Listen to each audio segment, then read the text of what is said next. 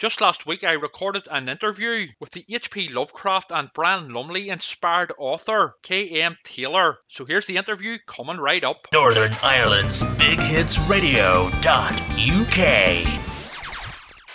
So I'm very pleased to be joined here today with K.M. Taylor, a horror author from Florida, America. So hello, K.M., and thank you very much for joining us on the show today on BigHitsRadio.uk. How's things with you, and how's Florida? Oh, it's great. Temperatures are kind of mild right now, which is my favorite. And, personally, we've got some issues. We have a little sick puppy and things like that we're dealing with. But overall, things are good. So, well, I hope the puppy is a lot better soon. We could do with some of your weather here. Although it's mild, over here it's freezing, but it always is, even during the summer. Oh, wow. Even during our heat waves. So how did you begin writing, and could you tell us a bit about yourself and how you started off writing? Okay, well, for me, I started writing in high school, probably before that, actually. And, of course, when you're a kid, most of it's fan fiction. And I still do a little bit of that here and there. But it was just when words start coming to you, I started playing around with poetry was one of my first things that I started doing. And then I would just get these story ideas and I just would jot them down. And I remember being in English class, and I went to a specific class, which was English writing. I chose that one, which was a cool thing for the high school. That was kind of a new thing. And I wrote a story, a ghost story, and my lead character was Simon Le Bon. And, through this whole thing, as you do. As you do. Yes. And the teacher very much liked it. She said that I had the potential at the time, but I was so shy about my writing. I would write with my best friend, who is another author, R.L. Davis Hayes, and she's fantastic. She has a book series out. She's ahead of me, but I kept my stuff to me, close to the vest, because I was super shy about it for such a long time. Yes. So now I'm finally 56 years old and releasing my first novel, and it's been received very well so far. So it's encouraging. Congratulations. Yes. And I mean, it's never too late to start, the way I see it, in any sort of aspect in life. Definitely. Absolutely. So you list your writing influences as Brian Lumley, who sadly passed away just last month, H.P. Lovecraft, Anne Rice, and Edgar Rice Burroughs. Could you tell us more about this, please, and your influences, essentially? Right. Well, in the order of discovery for me, I think my writing took a bit of a I don't know what you call it, ascension, when I found Anne Rice. And at the time, certain writers, and not all, will make my brain write. It just feeds the words. And she was the first that did that for me. Did that for me. Now, I did some Lovecraft. I think he came after her. It was, I can't remember how long ago, but we have a big bookstore, which has a lot to do with how I discovered all of these. It's called Chamberlain Book Mine, and it is a dream. It actually ended up in my Edgar Rice Burroughs. I wrote an Edgar Rice Burroughs story, and it starts in a version of that bookstore. Anyway, but when the words started coming, and then I would have these, first it was fanfic ideas because it's based on characters that you fall in love with, but then I started to get ideas that became my own, and I started writing a story that ironically was called Twilight. Right.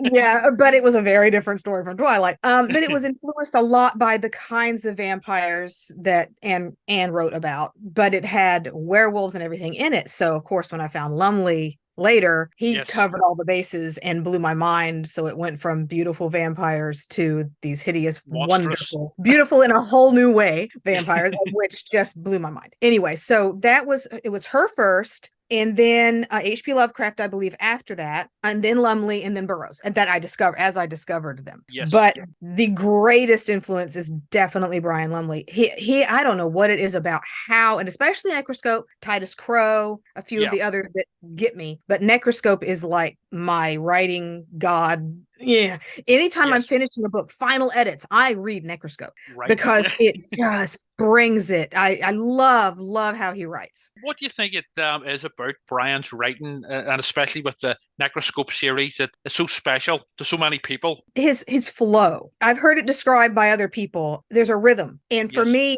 I guess maybe starting in poetry had something to do with it, but reading an author, not all authors that I can read have to have a rhythm, but when they do, they become elevated. And he has a rhythm like no other. It's just perfect. It's almost poetic.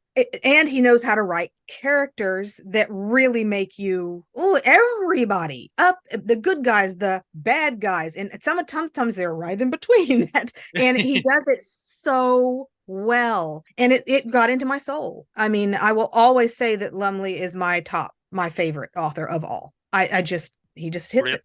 And so, as we were discussing, you published your first novel, Codex Sohrakia, The Gifted Dark, last Halloween, very aptly. And what's it about, and where can listeners purchase it? Okay. They can purchase it on Amazon.com.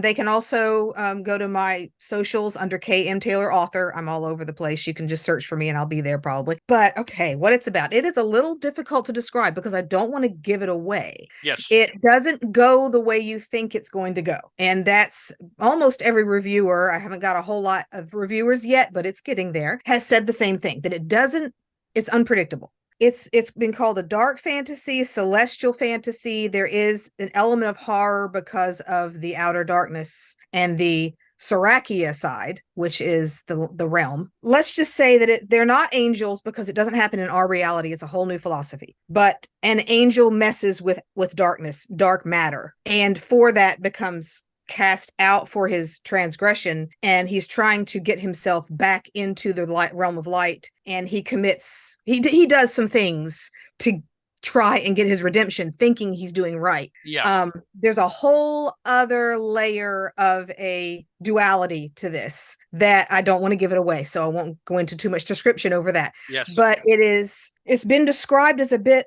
one of my fans now, who seems to be like the greatest fan in the world, he says it reminds him of Clive Barker's Imajica, in the sense of creatures and beings and realms and whatever. I have never read that. I've never read Clive Barker. Well, that is very sort of Barker-esque, Barkerian even, with the whole, I know with a lot of his work, he plays around with, these, obviously there's sort of like dark sort of fantasy horror there, but also the whole sort of gods and angels and demons and that sort of thing. So yes.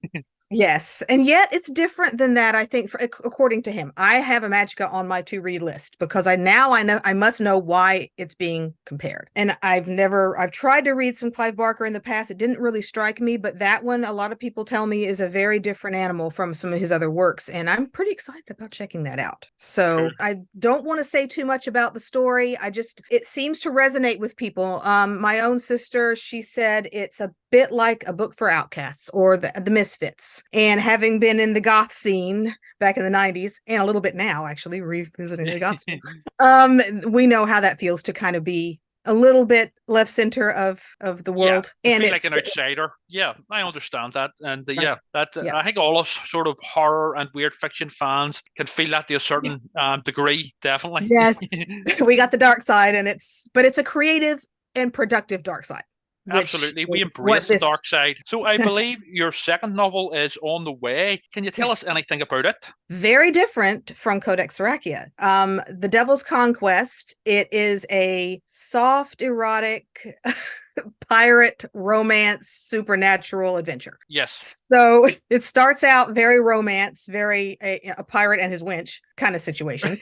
And then a circumstance brings in a little touch of supernatural that carries the story into more of an adventure. It's a lot of fun because I love pirates and pirate lore, the whole accent, which I write the accent, which I'm a stickler about that.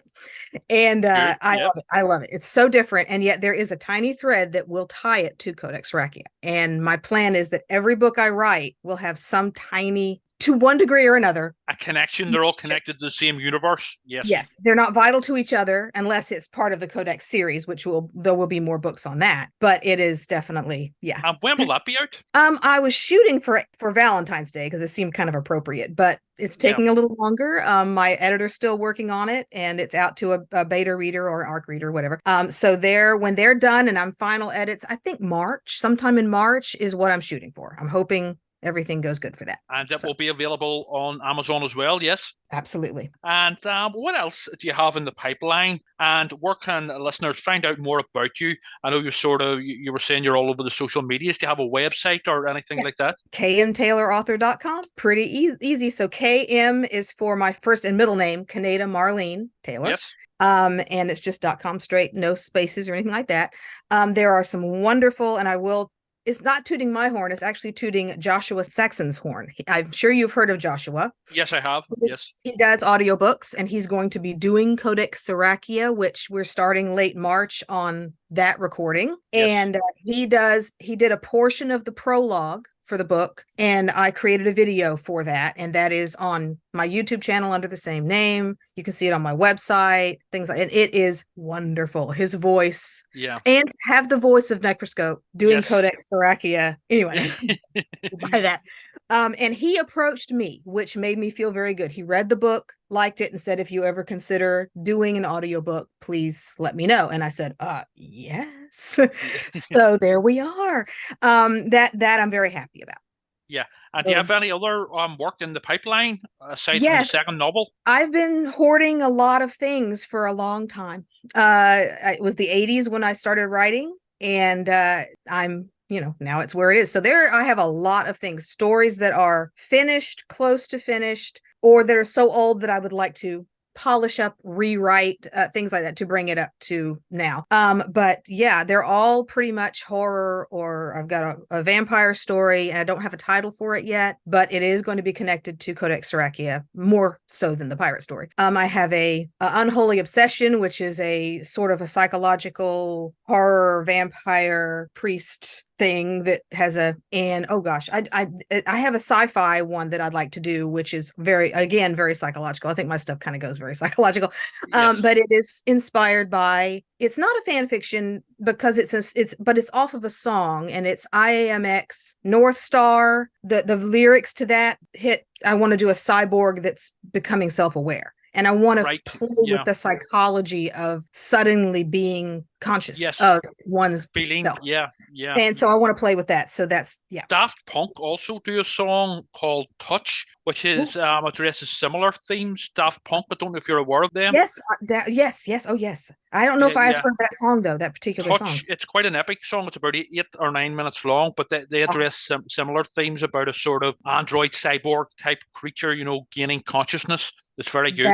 I'm going to listen to that one. And Gary Newman is also an influence on that. And of course, the IMX song was the thing that got it in my head. But all of these, Gary Newman is going to be on every soundtrack, I think, for every book that I want.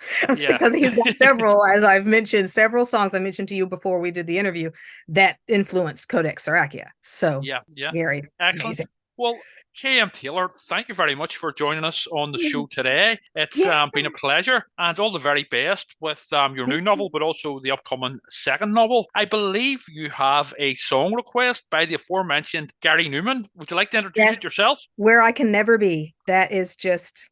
there's a character in Codex Sohrakia that fits to a T. So here it is. It's Gary Newman with Where I Can Never Be, as requested by K.M. Taylor. And thanks again for speaking to us today. Thank you. It's been wonderful. Thank you. I'm honored.